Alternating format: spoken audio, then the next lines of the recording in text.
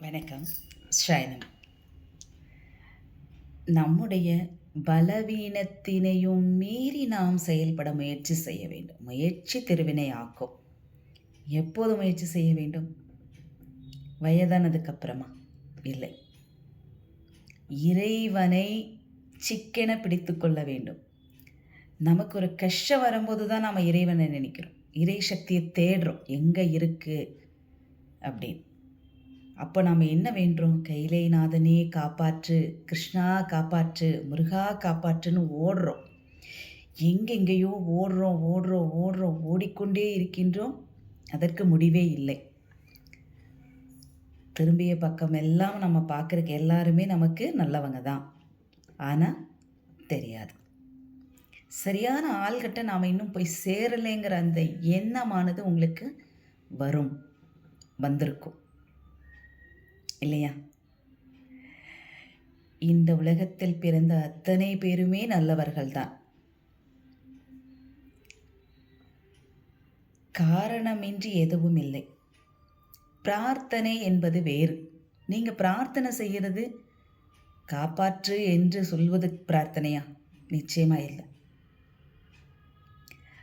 சிவ அனுபவத்தால் தன்னை தானே தன்னுடைய ஆன்மா தூய்மைப்படுத்திக் கொள்கிறது. பூர்வ புண்ணிய பிராப்த கர்மா இருந்தால் மட்டுமே சிவநாமத்தை ஒருவர் சொல்ல இயலும். சிவ வழிபாடு செய்ய முடியும். சிவபெருமானை தொட்டு அபிஷேகம் செய்ய முடியும், பூஜிக்க முடியும், பூஜை செய்ய முடியும், பூஜனை செய்ய முடியும்.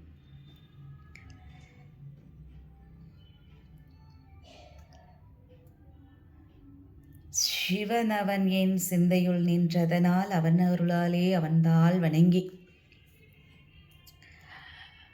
அப்பா ஈஸ்வரா, எல்லாரும் சொன்னாங்க உன்னை கும்பிட்டா சோதனையை கொடுப்பேன்னு சொல்லி. அந்த சோதனையை கொடுக்கறதே என்ன பக்குவப்படுத்துறதுக்குதான்னு எனக்கு தெரியலை இத்தனை நாளாக. எல்லாரும் சொல்கிறத நான் கேட்டேன். ஐயோ, சிவபெருமானை கும்பிட்டா இவ்வளோ சோதனை வரும்னு தெரியலையே எனக்கு. ஆனால் நான் சோதனை மேலே சோதனை அனுபவிச்சுட்டே இருக்கேனேன்னு சில பேர் வருத்தப்பட்டு சொல்கிறத நான் கேட்டிருக்கேன். என்கிட்டயே சொல்லியிருக்காங்க. சோதனை என்பது ஒருவரை சாதனை செய்வதற்கு உண்டான முதல் பயிற்சி, பக்குவப்படுத்தக்கூடிய நிலை. அந்த பக்குவப்படுத்தக்கூடிய நிலை எதன் மூலமாக வரும்? சோதனை செஞ்சாதானே வரும். செருப்பில்லாமல் நடந்தாதான் அந்த செருப்போட அருமை என்னன்னு நமக்கு தெரியும்.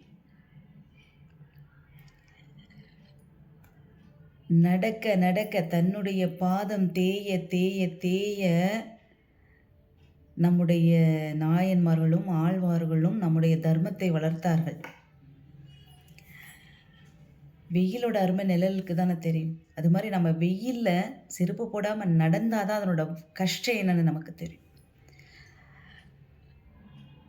சனி பகவானுடைய சோதனை சாதாரணமல்ல. அதையும் மீறி கடுமையாக சோதனை தருபவர் கேது பகவான்.